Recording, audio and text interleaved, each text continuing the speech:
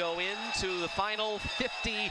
Ellie Marquardt out in front of Baroker, the defending champion in this event. Marquardt has been so consistent, staying at 29.5 seconds basically every split. She's been as consistent as they come. First it was the 500, then it was the 1,000. Tonight, the mile swim. Once again, freshman Ellie Marquardt, an Ivy League champion for the Princeton Tigers. The bottom of the screen was actually the first to touch there. You are correct by quite a bit, 23:08. Told you Maylin Colby was the runner-up back-to-back years in the 50 free. Oh, and you don't think the Crimson want this one? Especially an event with 4 Princeton freshmen.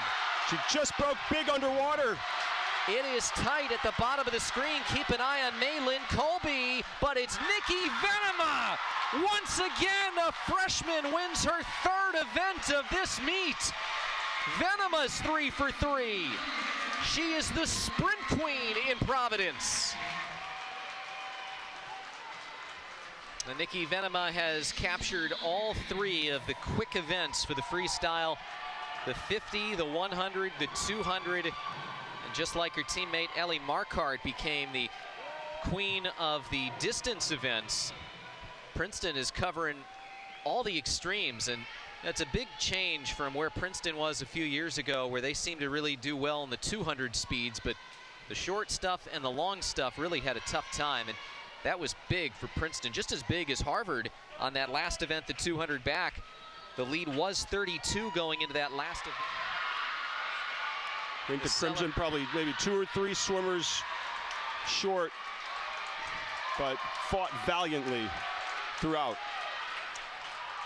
Brett Lundgaard told us before this meet that his women came into this season, they said to him, hey, we just want to win everything this year. We want to go all out in the dual meets. We want to do everything we can to come in first place, no matter who we're swimming against.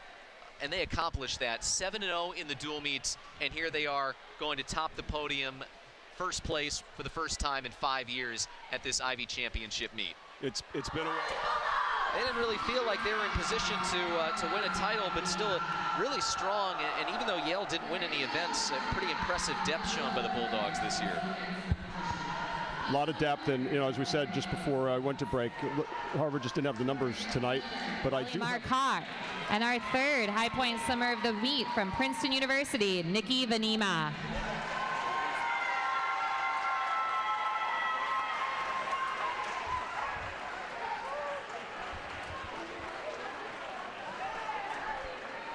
Not 1, not 2, but 3 high point swimmers of the meet, and all of them freshmen. Point diving and they talked about that, Alex, from Princeton University, Mimi Lin. Being able to swim with each other for the 4 years, and as I spoke with Steph Reed-Morosky about, it's a matter of keeping them healthy, keeping them happy, getting them through the the turbulence that will come in their sophomore year, certainly as things get a little bit more rigorous. The 2020 Women's Swimming and Diving Champions with the Frank Keith Trophy. This permanent trophy was dedicated in February of 2002 by the Yale University women's team captains and swimmers to honor the Yale swimming and diving tradition and the coach who inspired them to excellence both in and out of the pool. The Ivy League congratulates Princeton University, the 2020 Women's Swimming and Diving Champions. And this will be one of the lasting images for everybody associated with Princeton swimming and diving. They do it together as a team, the team that went unconquered throughout the Ivy League dual meets, and once again at this championship meet.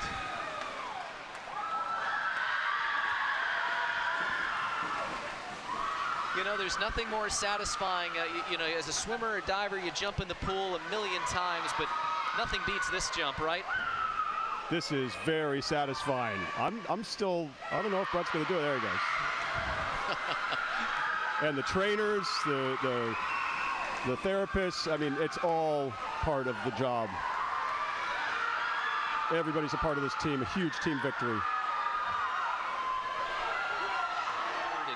So many big swims from a national perspective. How many times did we look and say, that's one of the top 10 times in the country for a particular event from these swimmers.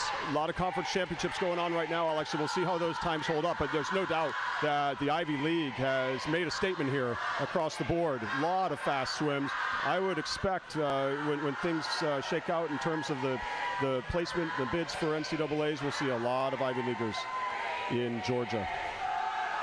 Well, Dave, it's been a lot of fun here doing this meet once again here with you. Brown University and the Coleman Aquatic Center has been a fantastic host, and just interested in your final thoughts